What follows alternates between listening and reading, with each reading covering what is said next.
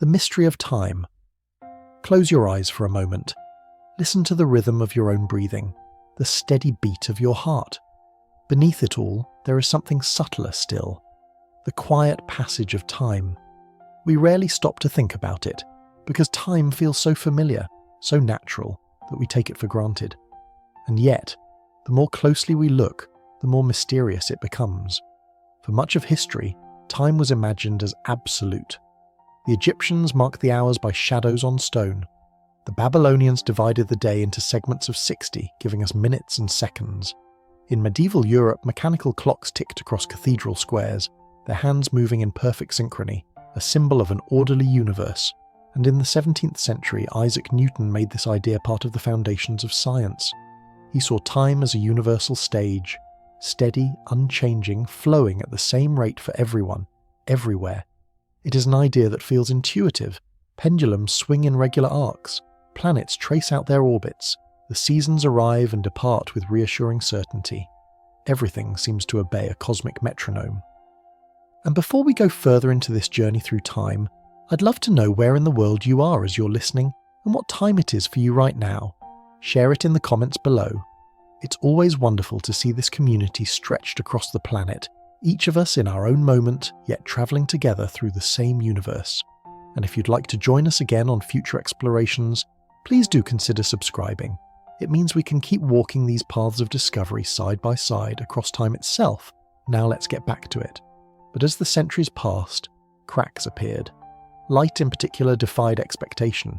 However it was measured, the speed of light always came out the same, no matter how Earth was moving through space. This was unsettling. If Newton was right, the universe should have had a universal frame of reference, a background against which everything else could be judged.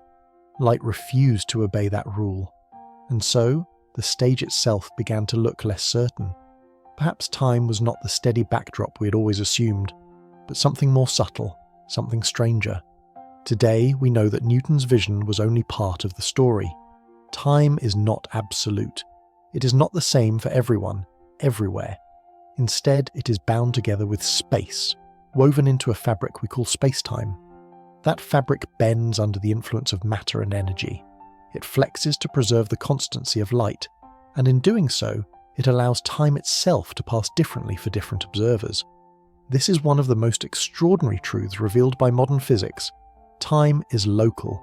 It is personal. You carry your own clock with you, built into the very structure of the universe. And while those clocks may agree in the calm circumstances of daily life, they can drift apart when the universe is pushed to its extremes. Time can slow down. It can stretch. It can behave in ways so counterintuitive that our everyday sense of it, seconds flowing past one after another, becomes only an approximation, a parochial truth in a much grander reality. This forces us to ask profound questions. If time is relative, what does it mean for there to be no universal present? My now may not be the same as yours. In some distant galaxy, whole civilizations might already be living in a future that, for us, has not yet arrived. Physics can describe this with breathtaking precision. Experiments with atomic clocks, with subatomic particles, with satellites circling far above Earth confirm it again and again. And yet, beyond the equations lies a deeper mystery, not of how time behaves, but of what it truly is. Does time really flow as our consciousness insists? Or is that flow a trick of perception? Is the future already there, waiting for us, just as real as the past? These questions take us to the frontier where physics brushes against philosophy. Science can measure time, predict its distortions, and correct for its stretching and slowing. But it cannot yet tell us why time exists at all, or why it moves in one direction and not the other. And yet, even amid this mystery, there is something profoundly personal. Right now, as you listen, you're moving through time. Your heart carries you forward, second by second, into a future that belongs only to you. Far away in the universe, another observer does the same, but their seconds may not match yours. Their private rhythm may flow more slowly or more quickly than your own. So time is not the universal heartbeat that Newton imagined. It is a tapestry of countless threads, woven into the geometry of space-time. It is the most familiar thing in our lives, and at the same time one of the deepest mysteries of all. This is where our journey begins, with the recognition that time is not what it seems. Einstein's great insight. At the start of the 20th century, physics stood on what looked like a firm foundation. Newton's laws had reigned for more than 2 centuries, predicting the fall of apples, the swing of pendulums, and the orbits of planets with astonishing accuracy. Space was regarded as an eternal stage, and time as the ever-flowing river upon which events were carried. Together they seemed absolute, independent of all else. But small cracks had begun to appear. When scientists studied light, they found something deeply puzzling. By the late 1800s, it was assumed that light, like sound, must travel through some medium. For sound, that medium is air. For light, it was thought to be a mysterious substance called the luminiferous ether. Surely, if light was a wave, it needed something to ripple through. To test this, Albert Michelson and Edward Morley built one of the most sensitive experiments of the age. They expected to detect Earth's motion through this ether, a subtle shift in the measured speed of light depending on direction. But when they looked, they found nothing. The speed of light was the same in every direction, no matter how carefully they measured. This result was bewildering. According to Newton's universe, if you ran toward a wave, you should meet it sooner. If you ran away, it should lag behind. That was simple common sense. But light did not play by those rules. Something more profound was going on. It was into this moment of uncertainty that a young Albert Einstein stepped in 1905. In what is now called his miracle year, he published a series of papers that reshaped physics forever. One of them, modestly titled On the Electrodynamics of Moving Bodies, introduced what we now call the special theory of relativity. Einstein began with 2 simple postulates. The first was that the laws of physics are the same for all observers moving at constant speed relative to one another. There is no preferred frame of reference. The second was that the speed of light in a vacuum is always the same, regardless of the motion of the observer or the source. At first glance, these statements might seem harmless, but together they demanded a revolution in the way we understood reality. If the speed of light is fixed, then space and time themselves must adjust to preserve that constancy. And so they do. Time, it turns out, is not absolute. It flows at different rates for different observers. Simultaneity itself becomes relative. 2 events that occur at the same moment for one person may unfold at different times for another. To picture this, imagine a train moving quickly along a track. A flash of light occurs midway between the front and the back of the train.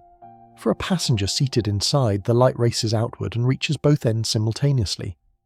But for someone standing on the platform, things look different. From their perspective, the rear of the train is moving toward the flash while the front moves away from it. The light should therefore reach the back before the front. Both perspectives are correct. The only way for them to agree on the constancy of light is to disagree on the simultaneity of events. This simple thought experiment shattered the Newtonian idea of an absolute universal time. Each observer carries their own clock, and there is no universal master timekeeper against which all others can be measured. The consequences of this were profound. Moving clocks tick more slowly compared to those at rest. Moving rulers appear shorter. These effects are not illusions, they are built into the structure of space-time itself. For everyday speeds they are imperceptible, but as one approaches the speed of light, they become dramatic. From these 2 humble postulates, Einstein had revealed an extraordinary truth. Time is not the same for everyone. It is a personal thread woven into the geometry of the cosmos, a fabric that flexes and bends depending on how you move.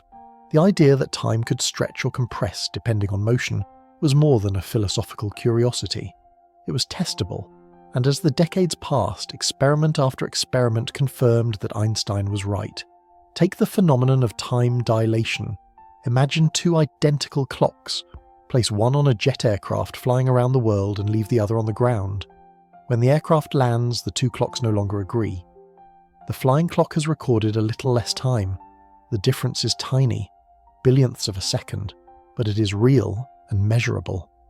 This experiment, first carried out in the 1970s, was not an isolated case. Physicists see the same effect every day in particle accelerators. Subatomic particles called muons are created in the upper atmosphere by cosmic rays. At rest, they decay in just a fraction of a second.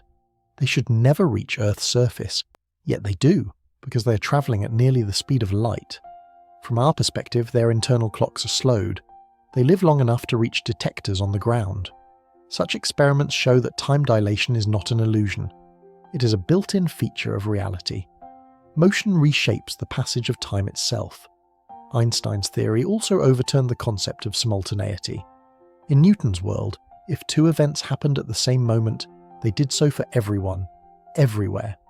In Einstein's world, simultaneity depends on the observer. A cosmic now, shared across the entire universe, does not exist. Each of us carries our own present. That may sound abstract, but it has practical consequences. Consider the global positioning system. Satellites orbiting Earth move at thousands of kilometers per hour. Their clocks, affected by both motion and gravity, tick differently from those on the ground. If we ignored relativity, GPS would drift by kilometers each day. The fact that your phone can guide you to within a few meters is silent proof that Einstein was right. Special relativity also revealed a deeper symmetry. Energy and mass are not separate things, but two sides of the same coin. This is the meaning of the famous equation E = mc squared. A small amount of mass contains an enormous amount of energy. That insight has powered nuclear reactors, lit stars, and shaped the modern world. But perhaps Einstein's greatest contribution was not a single equation, but a change of perspective. He taught us that space and time are not absolute. They are part of a flexible fabric, space-time, that can stretch and bend. Imagine the implications. If you could build a spaceship capable of travelling close to the speed of light, you might journey to a distant star in what feels like only a few years. But when you return to Earth, centuries may have passed. Your personal time, your heartbeat, your thoughts, your conversations would have flowed normally. But the world you left behind would be unimaginably changed. This is not science fiction, it is science fact. It has been confirmed by countless experiments and lies at the heart of modern physics. Yet Einstein's work did not stop with special relativity.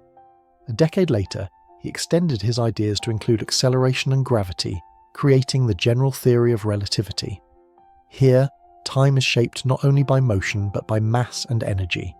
Gravity itself is the warping of space-time, and just as motion can slow time, so too can gravity. The beauty of Einstein's insight is that it blends simplicity with depth. Two postulates, the constancy of the laws of physics and the invariance of the speed of light, led to a revolution. A new understanding of reality in which space and time are not the backdrop to existence, but part of the drama itself. For me, this is one of the most humbling lessons in science. We imagine ourselves moving together through time, synchronized in the same moment. But the universe says otherwise. Each of us traces a personal thread through space-time. Some threads run almost parallel, keeping us close. Others diverge, separating by centuries or millennia.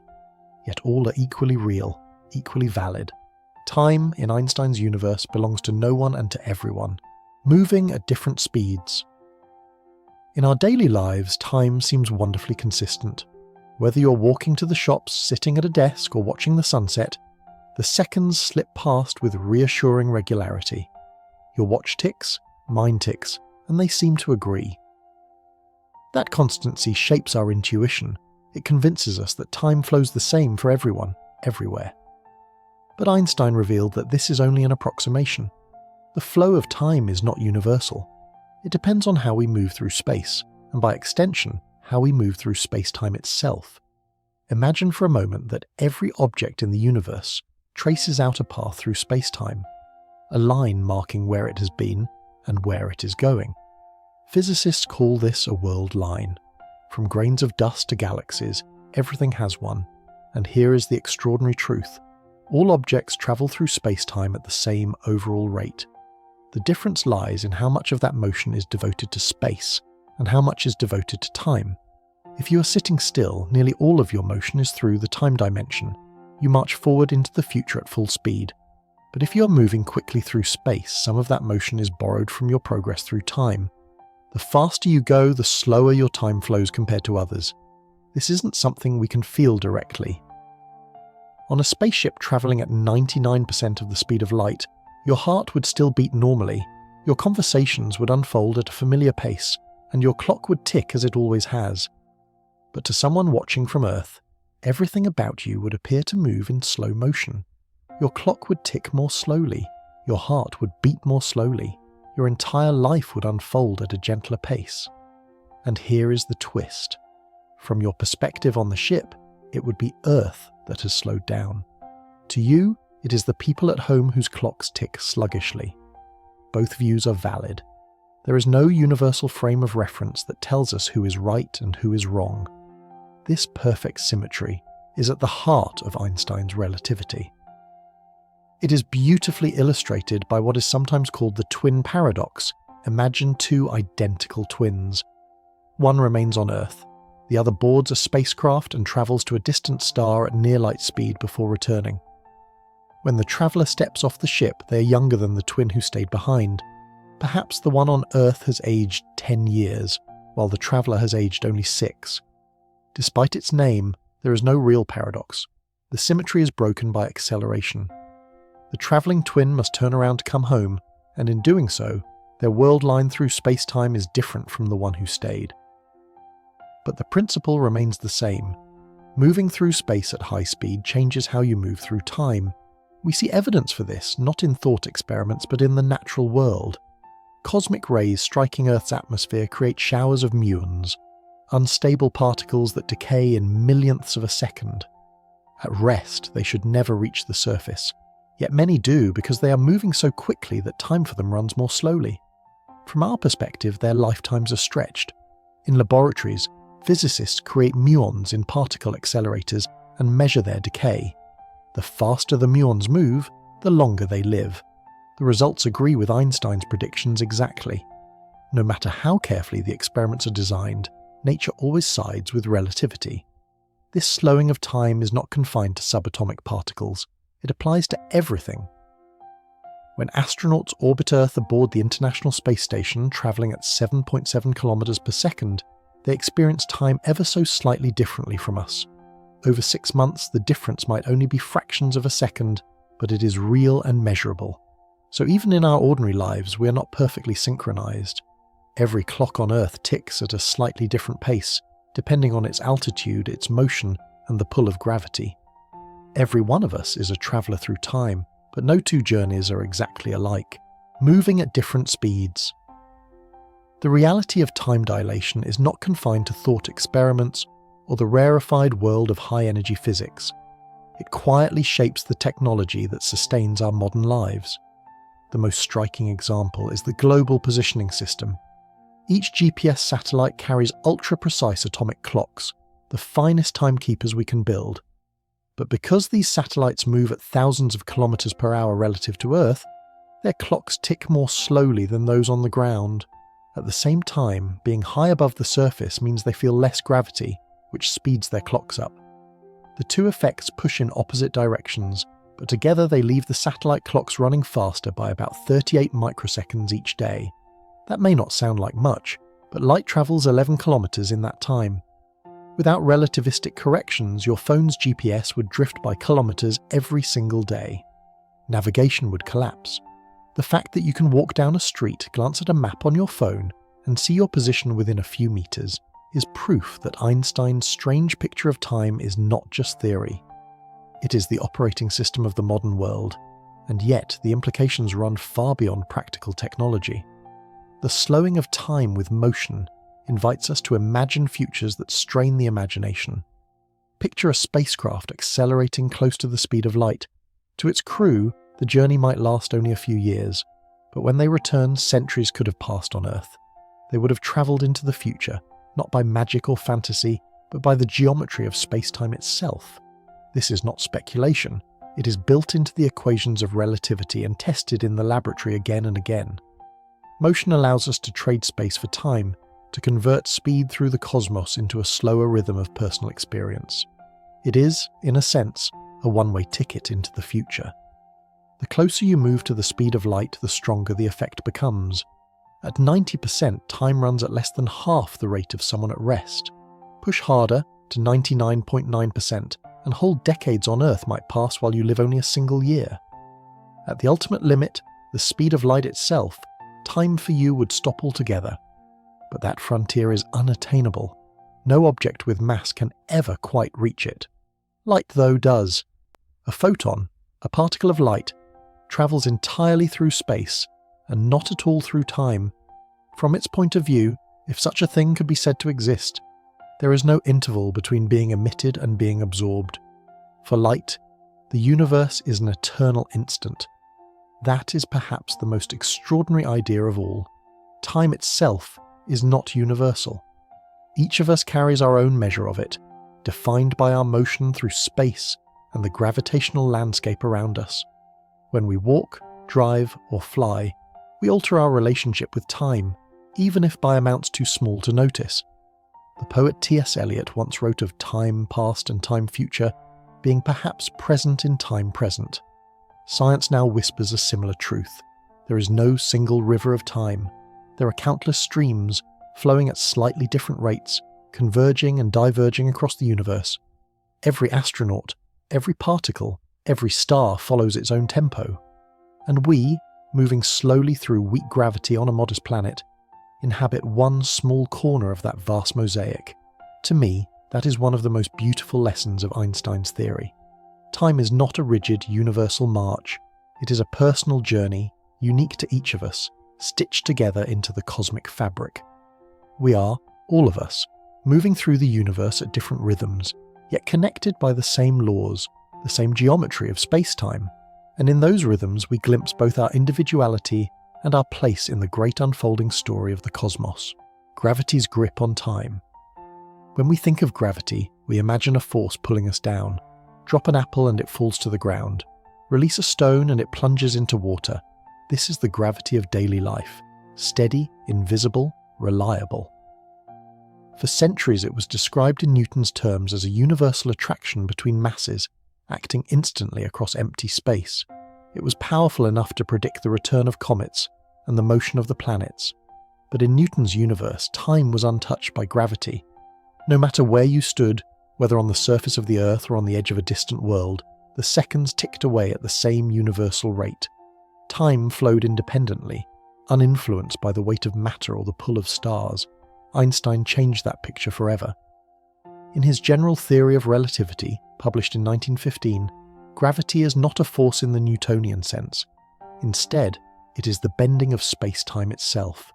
Massive objects warp the geometry around them, and everything, planets, light, even time itself, must follow the curves of that geometry. And so, one of the most startling consequences of Einstein's insight is that gravity alters the passage of time. A clock placed deep in a gravitational field will tick more slowly than a clock farther away. This is not a trick of perception. It is the direct result of spacetime's geometry. Just as mass bends the paths of moving objects, it bends the path that time itself follows. The effect is tiny in everyday life, but it is real. Imagine two identical atomic clocks, one placed at the base of a mountain, the other at the summit. The one at the bottom, close to Earth's centre, experiences slightly stronger gravity. Its ticks are imperceptibly slower. After a year, the clock at the top will be a few billionths of a second ahead. With instruments of exquisite precision, we have measured this difference again and again. The results confirm what relativity demands. Gravity does not merely shape space, it shapes time. The higher you go, the faster your seconds pass compared to those of someone lower down. You age ever so slightly more quickly on a mountaintop than at sea level. The difference is minute, but it is there, a silent signature of Einstein's universe written into your very being. For satellites orbiting Earth, the effect is more dramatic. Farther from the planet's centre, they feel weaker gravity, so their clocks tick faster than ours. At the same time, their motion slows those clocks down. The two influences must be carefully balanced, or systems like GPS would fail. Every time you navigate with your phone, you are relying on engineers correcting for the way gravity stretches time. But gravity's grip is not confined to the Earth. The deeper we peer into the cosmos, the stronger the effect becomes.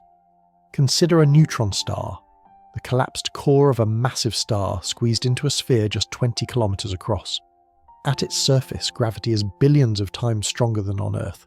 A clock placed there would tick so slowly that, from our perspective, every process, every heartbeat, every thought, every flicker of radioactive decay would crawl, And then there are black holes. These are the ultimate demonstration of gravity's influence on time. At the event horizon, the boundary from which nothing can escape, time for a falling object appears to slow to a halt.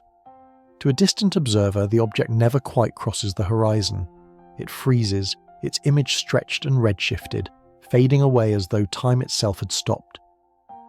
From the falling object's point of view, though, nothing unusual happens. Their clock ticks normally, their heartbeat continues. But the rest of the universe races ahead. In just moments of personal time, whole epochs may unfold beyond the horizon. Here, time is no longer universal. It is local, personal, bound to the curvature of space-time. Gravity dictates the rhythm of your life as surely as your own heartbeat does. Gravity's grip on time. The subtle slowing of time at sea level compared to a mountaintop may feel abstract, a curiosity of physics that only the most delicate instruments can detect. But when we turn our attention to the cosmos, the effect becomes profound, almost unimaginable. Take the neutron star. These are the remnants of massive stars that have burned through their fuel, exploded as supernovae, and collapsed under their own gravity. What is left is astonishing. A sphere no wider than a city, yet containing more mass than the Sun.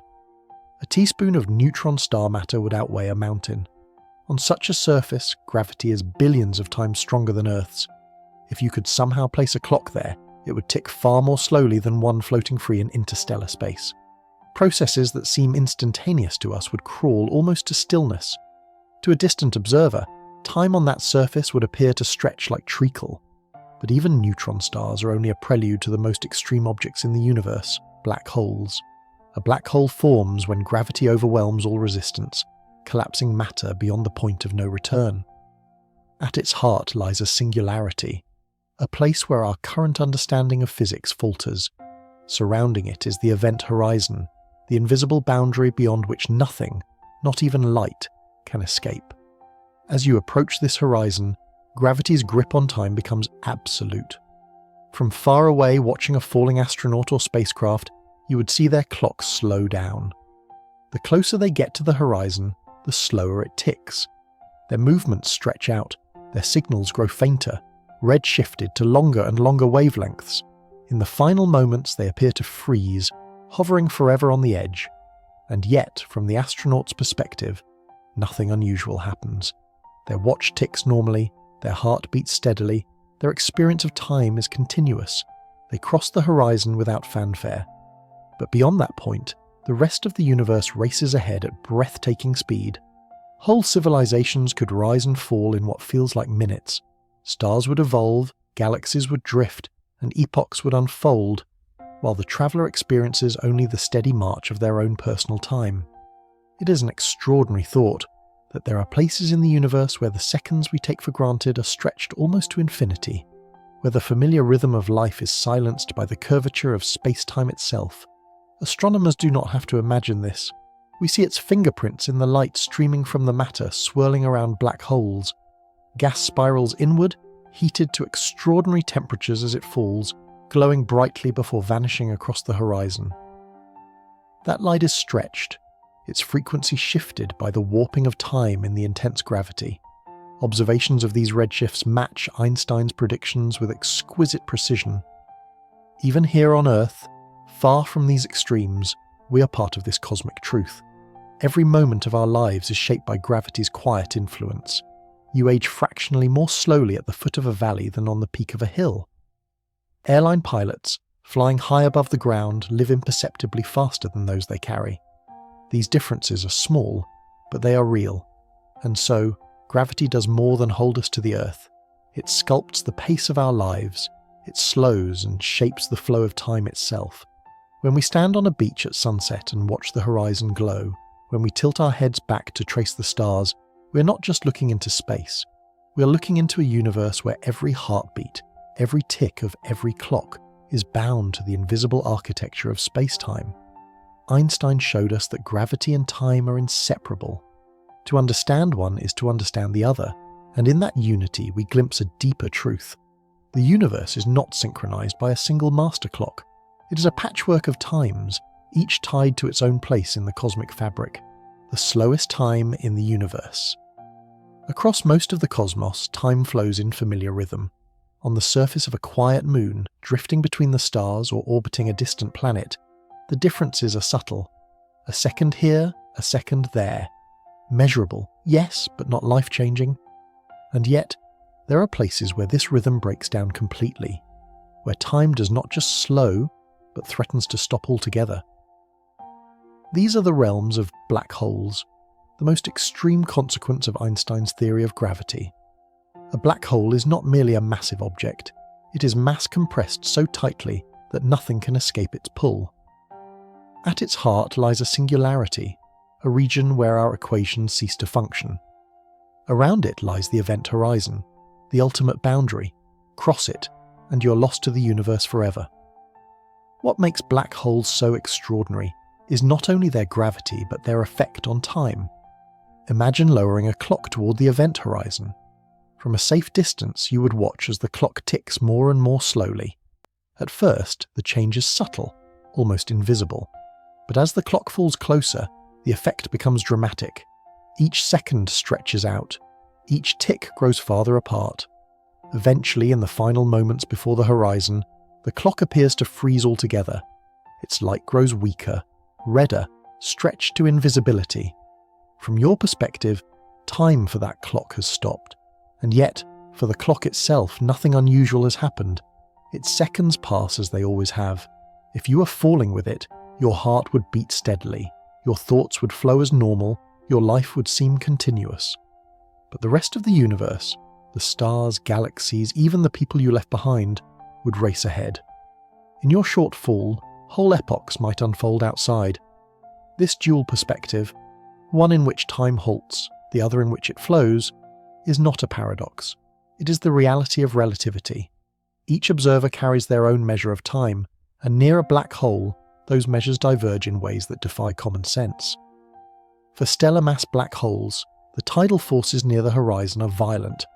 The difference in gravity between your head and your feet could stretch you into a thin thread of matter, a fate sometimes called spaghettification.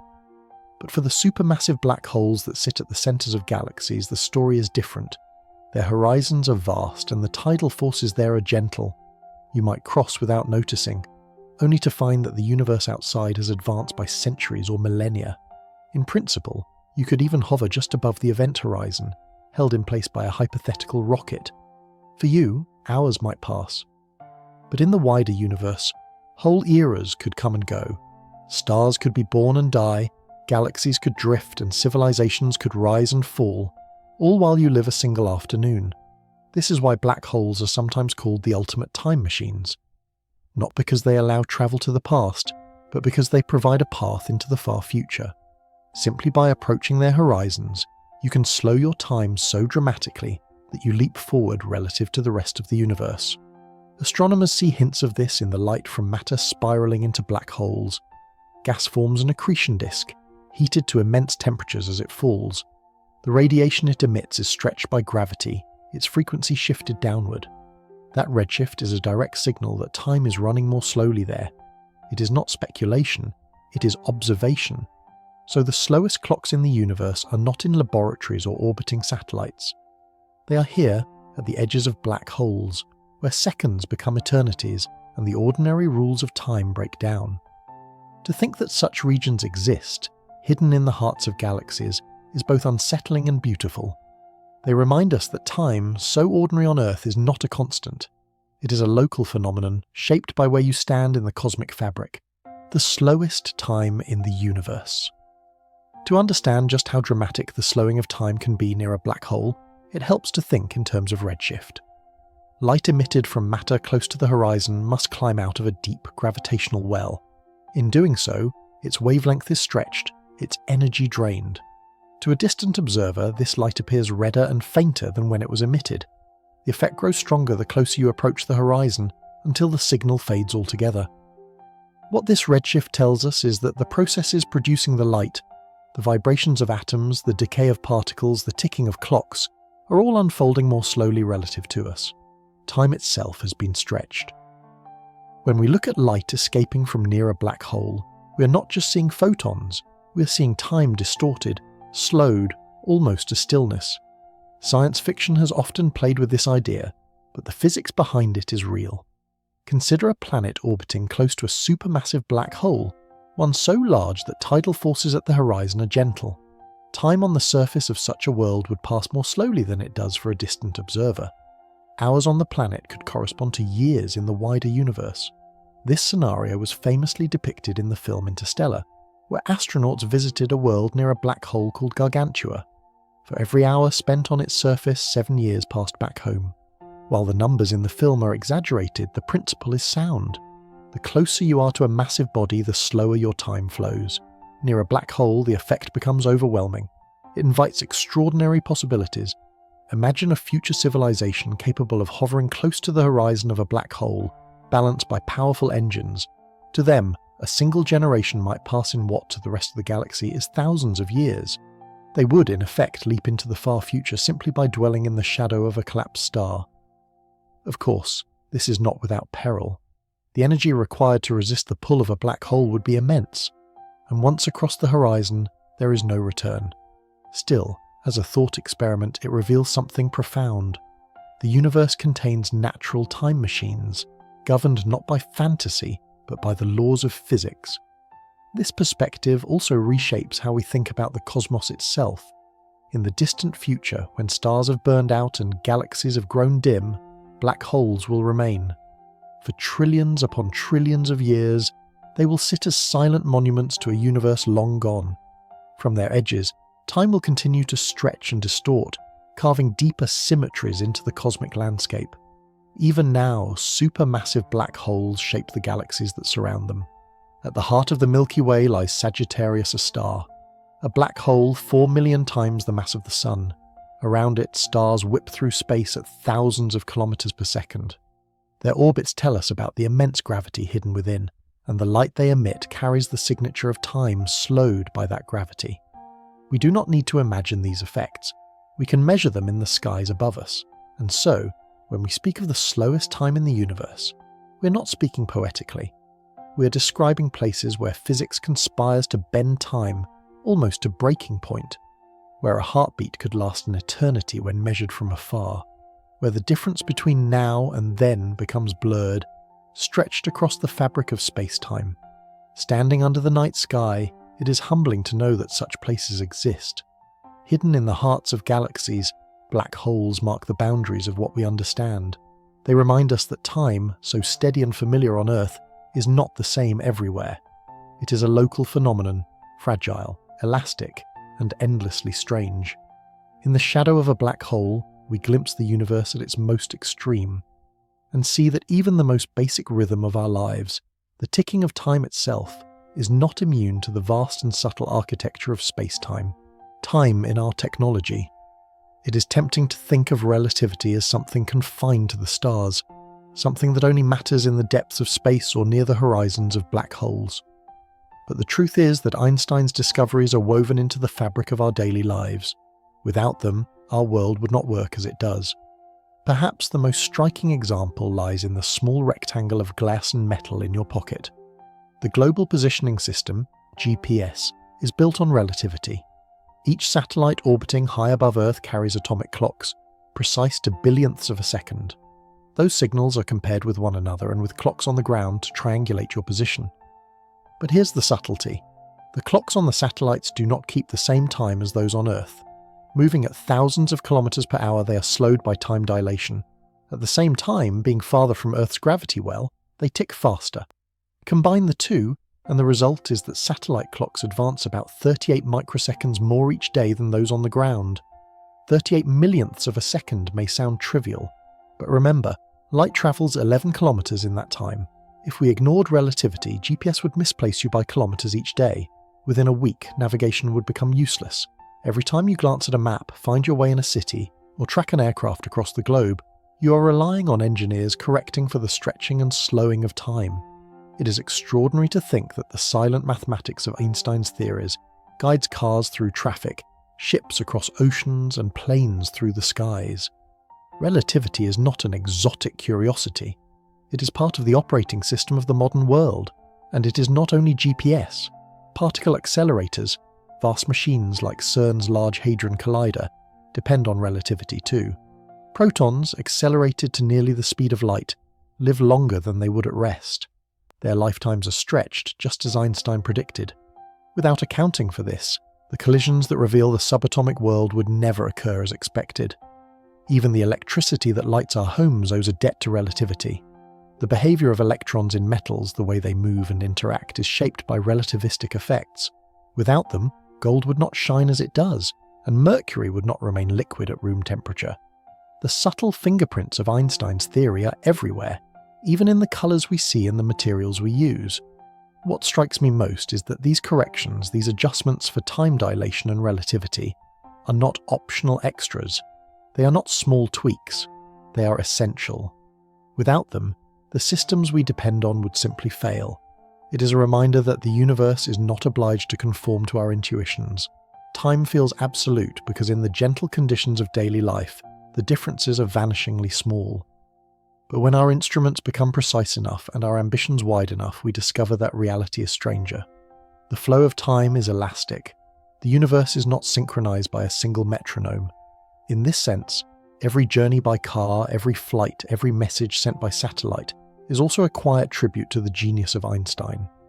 He showed us that the cosmos is not built on absolutes, but on relationships, between motion and rest, between gravity and space, between energy and mass.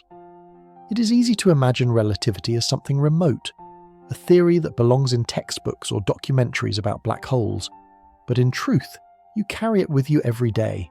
It is in your phone, in your lights, in the technologies that bind our world together. The bending of space-time is not an abstraction. It is part of the invisible machinery of civilization, time in our technology. At the heart of all these systems lies one of the most remarkable inventions in human history, the atomic clock. Unlike pendulums or quartz crystals, which rely on mechanical motion or vibrations in a solid, atomic clocks use the natural oscillations of atoms themselves. Take cesium, for example. The electron in a cesium atom can jump between two energy states, and in doing so, it emits radiation at a frequency so regular that it has become our definition of the second. 9,192,631,770 oscillations. That extraordinary precision makes atomic clocks the guardians of time. But even these guardians must bow to relativity. Raise an atomic clock by a meter, and it ticks slightly faster because it sits in weaker gravity. Move it at high speed, and it ticks more slowly because motion drags on time. When engineers launch atomic clocks into space, they must calculate exactly how these effects will play out, or the entire system of navigation, communication, and science would collapse. It is astonishing to think that something as abstract as Einstein's equations, written on paper over a century ago, now decides the accuracy of your phone's map, the timing of financial transactions, and the safety of aircraft flying through the skies. Relativity also shapes the way we reach beyond Earth. When signals are sent to spacecraft exploring the solar system, they must be timed with exquisite care. A radio command takes minutes to cross the Gulf to Mars and hours to reach the outer planets. The clocks that coordinate these signals must be corrected for both motion and gravity. Without relativity, probes like Voyager or the Mars rovers would have wandered into silence long ago. Even communication here on Earth feels the pull of relativity. Fiber optic cables, satellites, and data centers must all agree on time, down to millionths of a second. The global economy depends on it. Stock exchanges, for example, timestamp trades with precision measured in microseconds. Without relativity accounted for, confusion would ripple across financial systems in seconds. What makes this so beautiful is that Einstein could never have imagined such applications when he sat in the patent office in Bern in 1905. He was motivated by curiosity, by a desire to understand why light behaved as it did, why nature refused to bend to Newton's absolutes. Yet today, those abstract insights are as practical as electricity or steel. They bind together the infrastructure of civilization. There is also something poetic about the way time itself has become a tool. Once, clocks were simple servants of human need, to toll the hours of prayer, to guide farmers in the fields, to coordinate armies and merchants. Now they are part of the machinery of the cosmos itself. They measure not only our schedules, but the warping of space-time. They reveal the subtle differences between one place and another, between one world and the next. In this way, time has become a bridge between theory and practice, between curiosity and necessity. We look at a clock and see a dial or digits on a screen, but behind it lies a symphony of physics, electrons vibrating, relativity shifting, engineers correcting, all to give us something we treat as ordinary, the second, the minute, the hour. It is easy to take for granted that the world runs with such precision, but when you step back, it becomes clear that this precision is one of humanity's greatest achievements. It is the harnessing of the universe's own rhythms, bent to our purposes, yet still whispering of the cosmic truths beneath. So the next time you glance at your phone, waiting for a message to arrive or a map to load, consider this. You're looking at the direct handiwork of relativity. Einstein's vision of time, elastic and local, lives in the circuits of that device. You're carrying not just a piece of technology, but a fragment of the geometry of space-time itself, translated into the language of human convenience. And that is the quiet wonder of it all. The most profound ideas of the cosmos have become ordinary. They guide you to the nearest cafe, tell you when your train will arrive, and measure out the seconds of your life. The universe's many clocks on Earth. We've learned to build clocks of astonishing precision, from pendulums swinging in cathedrals to atomic oscillations that mark the very definition of a second. But if we step beyond our planet, we discover that the universe itself is filled with clocks, each keeping its own rhythm, each reminding us that time is not universal but local, personal, and endlessly varied. Consider pulsars. These are the collapsed remnants of massive stars, cousins of neutron stars spinning with breathtaking speed. Some rotate hundreds of times per second, sweeping beams of radiation across the cosmos like cosmic lighthouses. To us, their signals arrive as pulses, regular and precise. So precise, in fact, that pulsars rival our best atomic clocks in stability. Astronomers use them as natural timekeepers, scattered across the galaxy. By comparing their rhythms, we can measure distances, map gravitational waves, and even test Einstein's theories in realms far beyond Earth. Each pulsar is a reminder that the universe carries its own metronomes, ticking not by human design, but by the aftermath of stellar death. But pulsars are not alone. Stars themselves are clocks, though slower ones. The fusion reactions in their cores proceed at predictable rates, releasing energy that shapes their lifetimes. A star like our Sun will shine for about 10 billion years, half of which has already passed. In this sense, stars are vast hourglasses, their dwindling fuel marking the passage of cosmic time. Galaxies too can be thought of as clocks. The Milky Way rotates once every 230 million years. From our vantage point on Earth, we ride along with it, orbiting the galactic centre at hundreds of kilometres per second. Each sweep of this rotation is a hand on a vast cosmic dial, measuring out epochs far beyond human scales. And beyond galaxies, the expansion of the universe itself acts as a clock. Space is stretching, carrying galaxies apart, a process that has been unfolding since the Big Bang nearly 14 billion years ago. The rate of this expansion tells us not only about the age of the universe, but about its fate. Will it expand forever, slowly fading into darkness? Or will it slow, perhaps even reverse? The answers lie in the ticking of this grandest of all clocks, the cosmos itself. Yet what makes these cosmic timekeepers so fascinating is that none of them agree. The tick of a pulsar, the heartbeat of a star, the rotation of a galaxy, the stretch of space. Each is a rhythm of its own. There is no universal master clock synchronizing them. The universe is not conducted like an orchestra. It is more like a vast symphony in which each instrument plays in its own time, and yet, somehow, the whole remains coherent. On Earth, we tend to imagine time as singular. We measure it in seconds, minutes, hours, all tied to a single system. But out in the cosmos, time is plural. Each region, each process, each object defines its own measure. Some tick unimaginably fast, others so slowly that we can barely comprehend. Together, they weave the fabric of reality. This realization carries with it a humbling perspective. We're accustomed to thinking of ourselves at the center of things, our clocks defining what is normal. But in truth, our seconds are only one local rhythm among countless others. Somewhere, a pulsar is ticking hundreds of times per second. Elsewhere, a galaxy is turning with a sweep that takes longer than the age of mammals on Earth, and all of them are equally real, equally valid measures of time. To look up at the night sky is to see not only space, but also time. Each star, each galaxy is a clock, marking its own journey through the cosmos.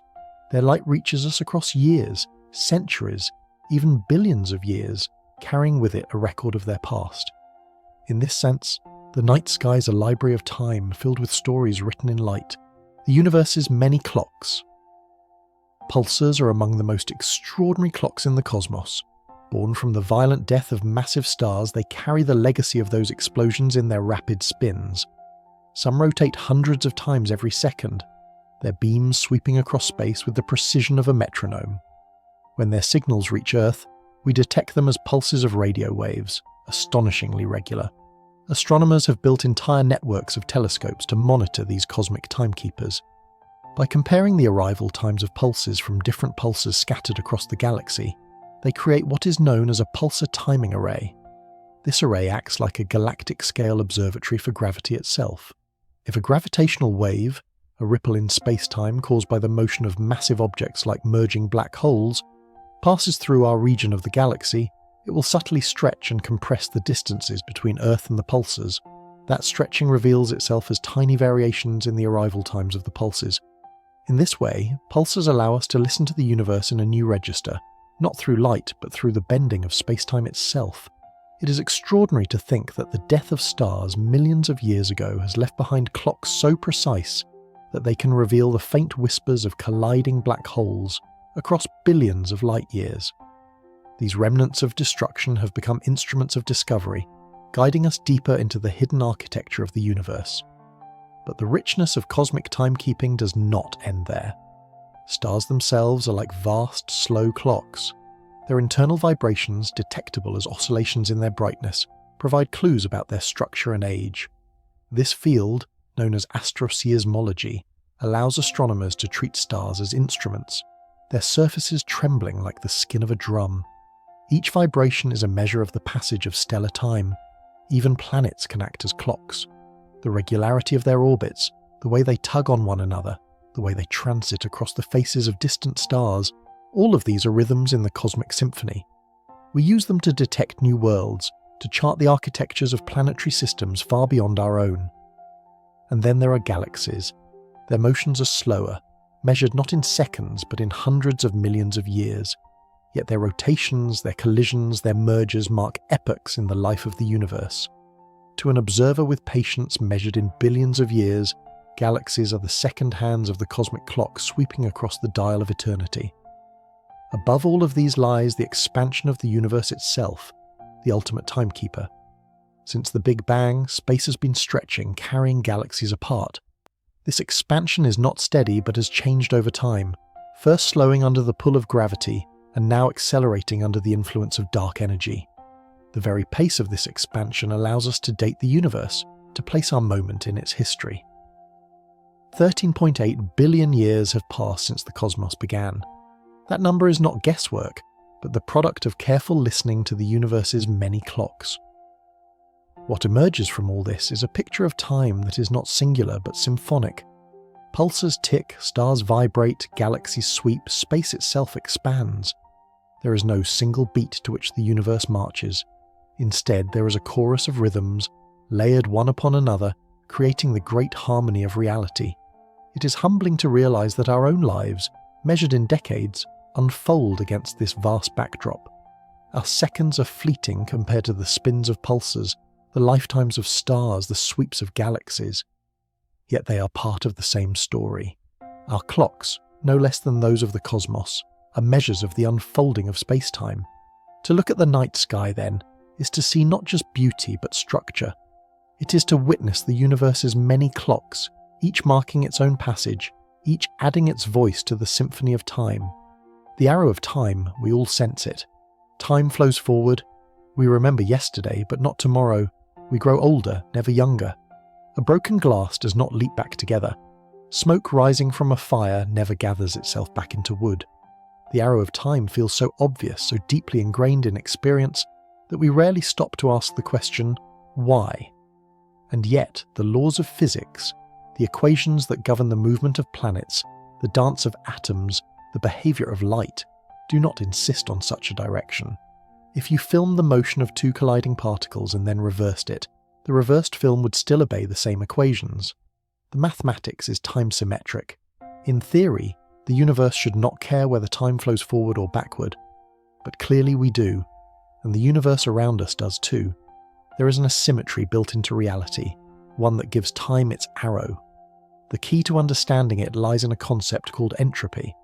Entropy is a measure of disorder, of how many ways a system can be arranged. A neatly stacked pile of cards has low entropy. A shuffled deck has high entropy. A crystal of ice has low entropy. A puddle of water, with its molecules moving freely, has higher entropy. The second law of thermodynamics tells us that, in a closed system, entropy tends to increase. Disorder spreads. Energy becomes less useful, more evenly distributed. A hot cup of tea cools in a cold room, never the other way round. This is the statistical truth that gives time its arrow. What we call the flow of time is, at least in part, the progression from low entropy to high. The past is remembered because it was more ordered. The future is unknown because it will be more disordered. This is not a law of inevitability, but of probability. There are far more ways for a deck of cards to be shuffled than neatly stacked, far more ways for molecules to scatter than to align. And so, as time progresses, the universe drifts toward disorder. But this raises another question. If entropy tends to increase, why was the universe ordered in the first place? Why did it begin in such a low entropy state that it could allow time to have a direction at all? Cosmology suggests that the answer lies in the birth of the universe itself.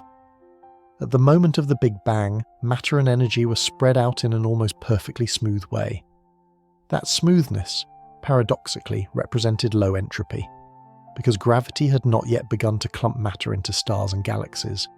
Over billions of years, gravity has increased the complexity of the universe, building structure from that simple beginning. So the arrow of time may ultimately be rooted in the conditions of the early universe. We live in a cosmos that began in remarkable simplicity, and it is this initial order that has allowed the unfolding we call history. Without it, time might not have a direction at all. And yet, there is mystery here. Why was the universe born so ordered? Why should the Big Bang, a moment of such energy and violence, have contained the seeds of time's arrow? Physics does not yet have a complete answer. It is one of the great unsolved questions of science. What we can say is that entropy provides the link between the microscopic and the macroscopic, between the timeless equations of physics and the lived reality of past, present, and future. The arrow of time emerges not from fundamental laws, but from the statistics of large numbers. It is not imposed by the mathematics, but by the improbability of order persisting forever. And so, when you watch a candle burn, when you see autumn leaves fall, when you grow older year by year, you're witnessing the arrow of time in action. You're watching the universe slide from order into disorder, tracing the great statistical truth that underpins all of existence. The arrow of time. The second law of thermodynamics gives us the scientific foundation for the arrow of time. Entropy increases, disorder spreads, and that progression defines a direction from past to future. But what makes this idea so powerful is not only the physics behind it, but the way it connects to our human experience.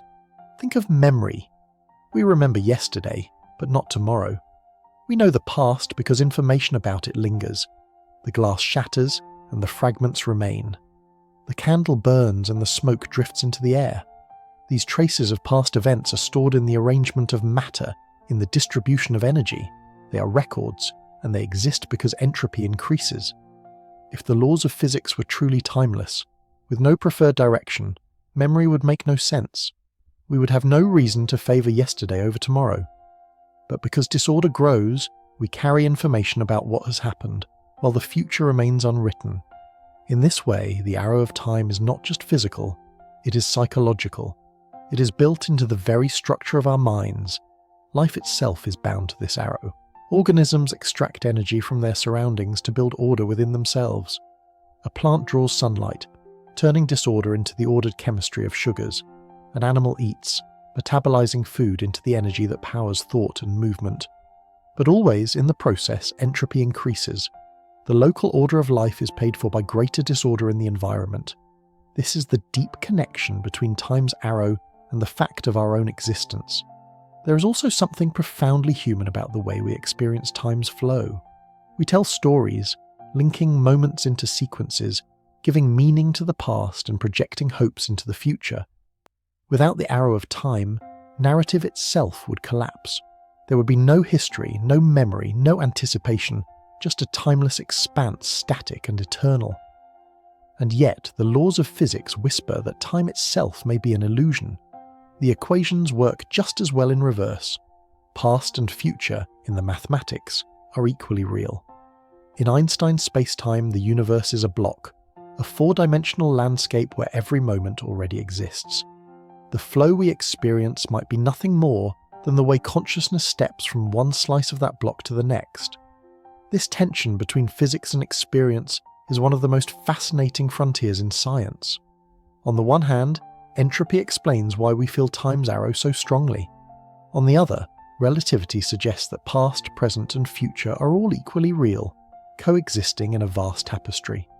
Our sense of moving forward might be a construct, a byproduct of memory and causality, not a fundamental feature of the cosmos. What does that mean for us? Perhaps it means that when we look back on our lives, what we see is not something that has vanished, but something that still exists in space-time, just as real as the moment we occupy now, our childhoods, our yesterdays, the people we once were. They are not gone, but simply located elsewhere along the dimension of time. It is a humbling thought. The arrow of time gives us direction, meaning and story. But physics reminds us that the universe is larger than our perception of it. The block of space-time contains all of it. The past we remember, the present we live, the future we anticipate. To move through it is to inhabit one part of a greater whole. And so, when you feel time slipping away, when you sense the fleeting nature of the moment, remember, the laws of physics suggest that nothing is truly lost. Time does not destroy, it simply locates. Every heartbeat, every memory, every thought is inscribed in the structure of space-time. The arrow you follow is your perspective on that eternal landscape. Is time an illusion? Einstein once remarked that the distinction between past, present and future is only a stubbornly persistent illusion. It is a phrase that has unsettled scientists and philosophers alike, because it strikes at the heart of how we experience existence. For us, time feels like a flow. Moments arrive, live for an instant, and then recede into memory. But in the equations of physics, time is not a river. It is a dimension, no different in principle from the three dimensions of space. This view is often called the block universe. Imagine space-time as a vast four-dimensional landscape. In that landscape, every event that has ever happened or will happen already exists. Your birth, your life today, even moments you have not yet experienced. They are like locations on a map. Just as Paris and Tokyo both exist simultaneously in space, yesterday and tomorrow exist simultaneously in time. You, in this view, are not moving through time. You're extended in it, like a thread running through the fabric of space-time. It is an unsettling idea because it robs the present of its privilege. We feel that now is special, a bright edge of reality cutting into the unknown future. But in the block universe, now is simply the point along your world line that your consciousness inhabits. Yesterday is no less real than today. Tomorrow already exists, even if you cannot yet perceive it. The block universe is not just philosophical speculation. It emerges naturally from relativity. Since there is no universal now, no single clock that synchronizes the cosmos, the notion of the present must be local. Two observers in different states of motion can disagree about the order of events, and both are correct. The consequence is that all events are equally real, regardless of when they are experienced. But if that is true, why does time feel like it flows? Why do we remember the past and not the future? Why do we feel carried along by a current, unable to turn back? One possibility is that the flow of time is a construct of the mind. Consciousness is built from memory, from the accumulation of traces of the past. Our brains store records of what has happened, and they use those records to predict what might come. In this way, we experience a moving present because we are constantly comparing what we know with what we sense. The arrow of time is written into the machinery of thought itself. Physics alone cannot yet answer whether time truly flows. The equations are silent, They tell us how events are ordered, how clocks tick, how entropy increases, but they do not reveal why we feel time pass. That experience might be emergent, arising from the complexity of systems like the human brain, or it might point to something deeper, something not yet captured by our theories. Either way, the block universe view offers a profound comfort. If past and future are equally real, then the moments of your life are never truly lost.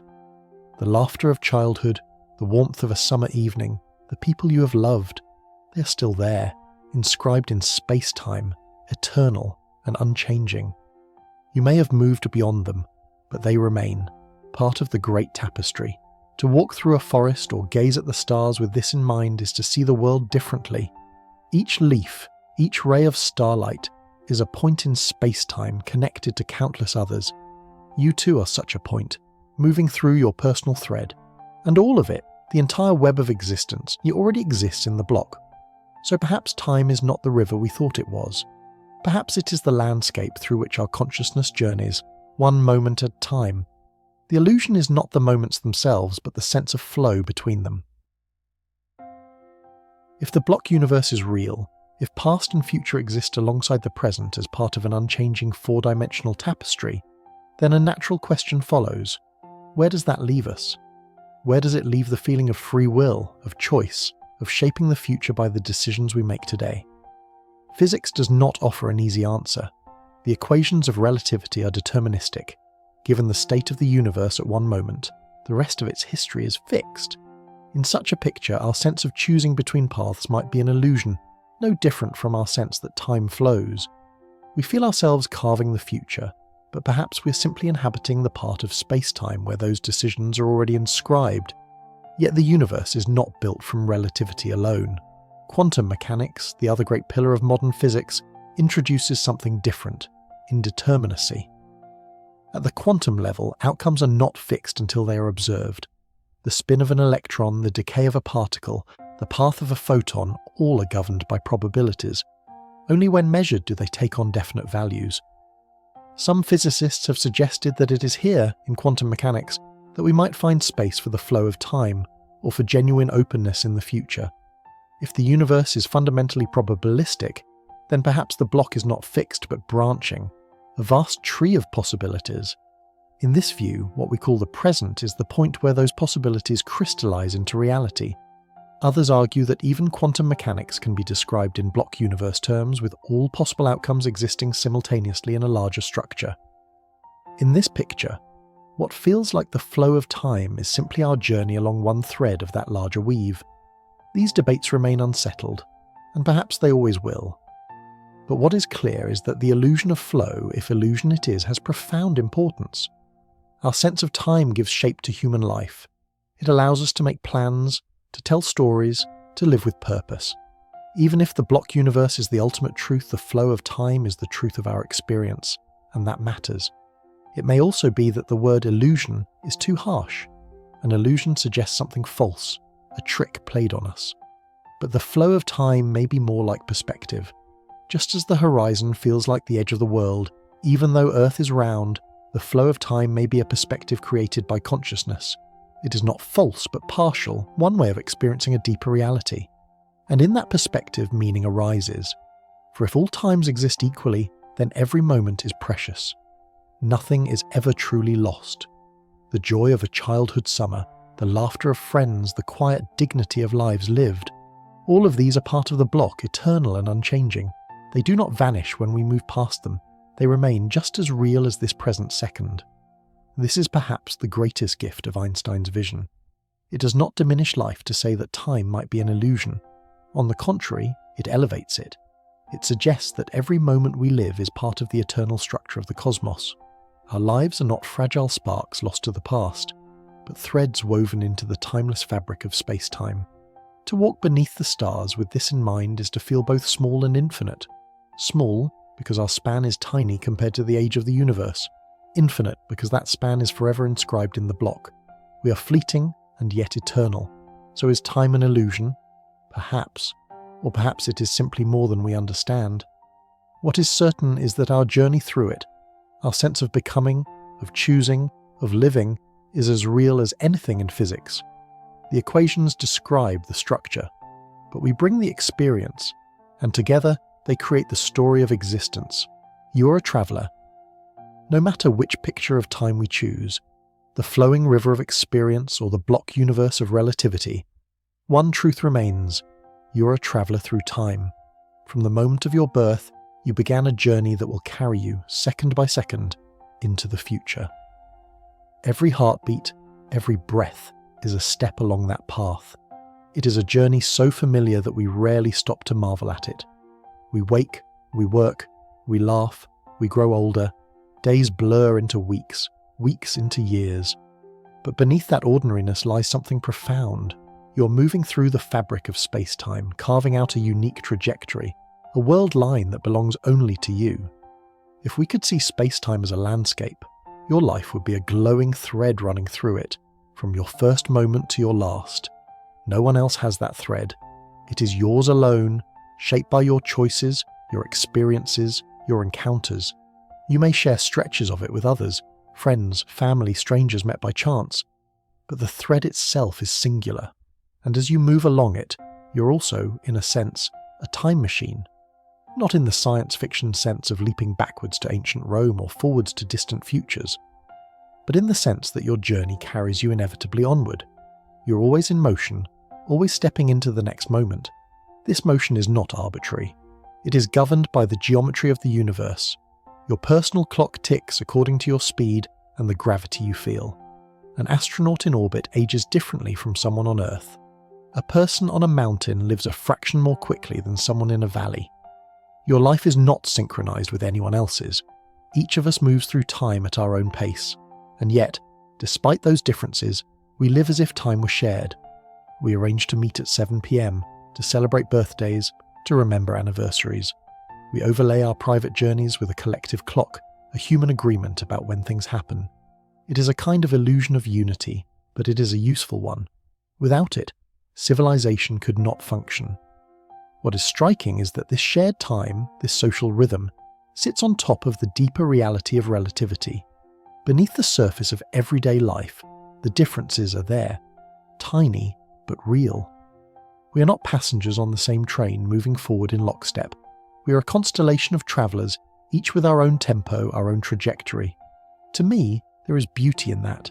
It means that your life, however ordinary it may sometimes feel, is written directly into the structure of the cosmos. You're not merely moving through time, you are part of what time is. Your thread is one of the filaments from which the fabric is woven.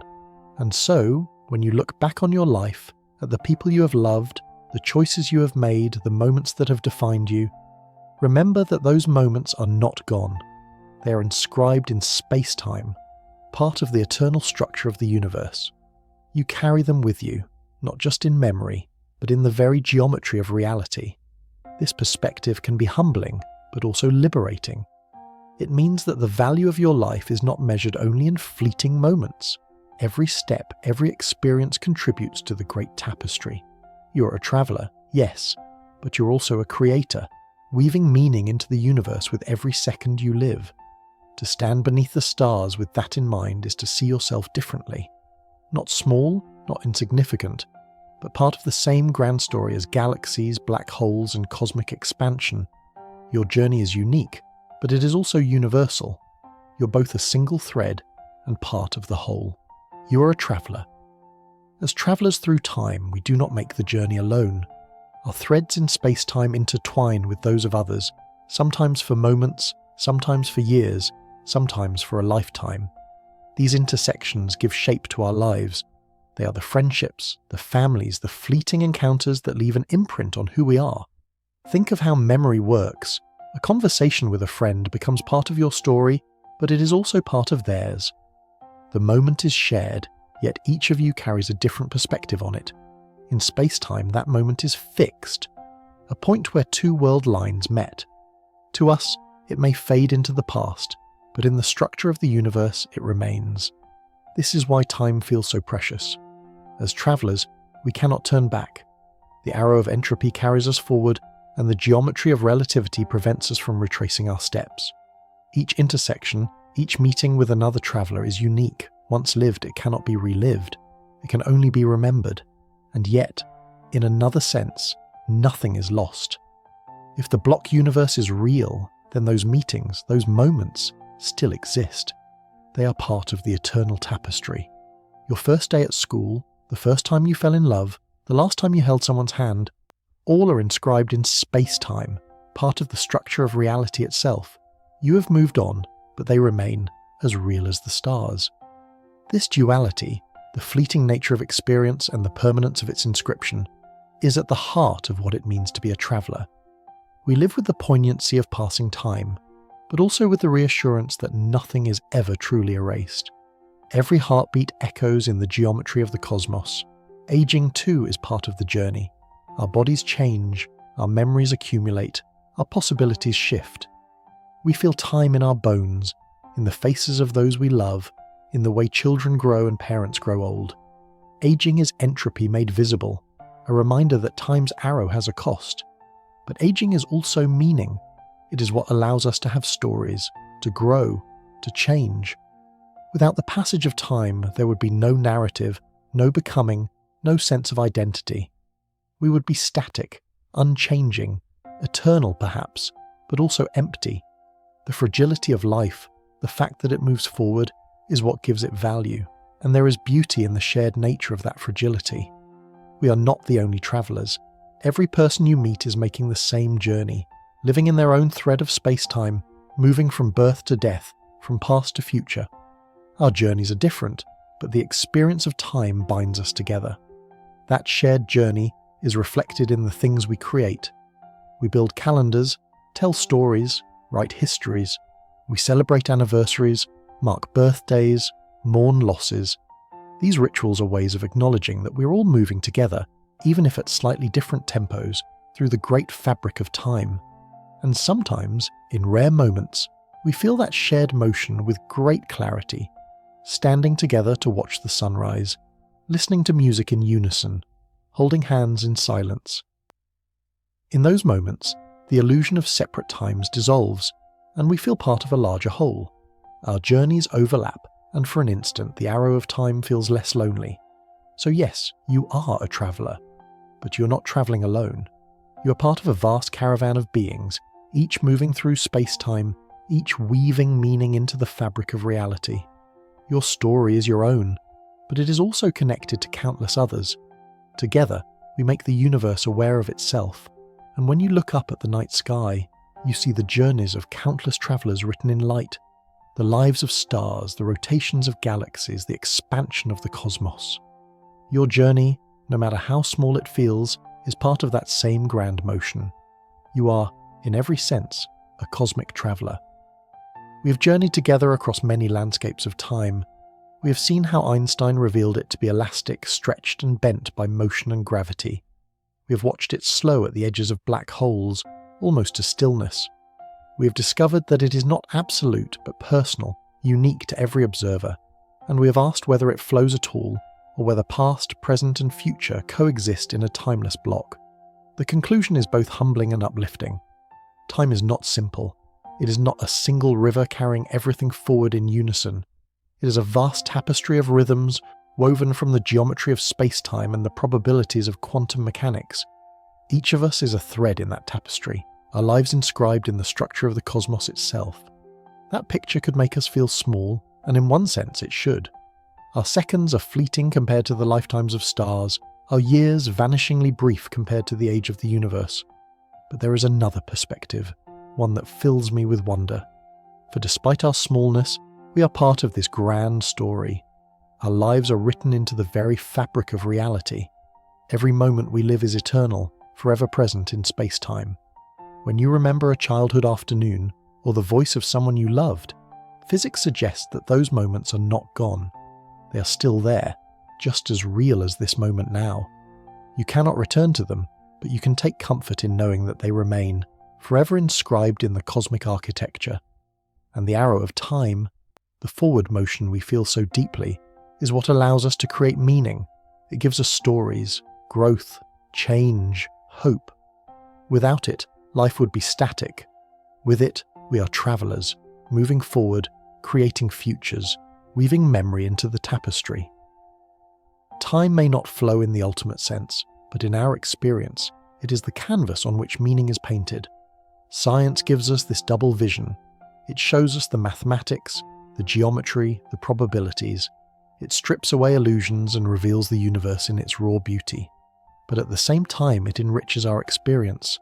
To know that you age differently on a mountain than in a valley, to know that clocks on satellites tick at a different rate from those in your pocket, is not to diminish life.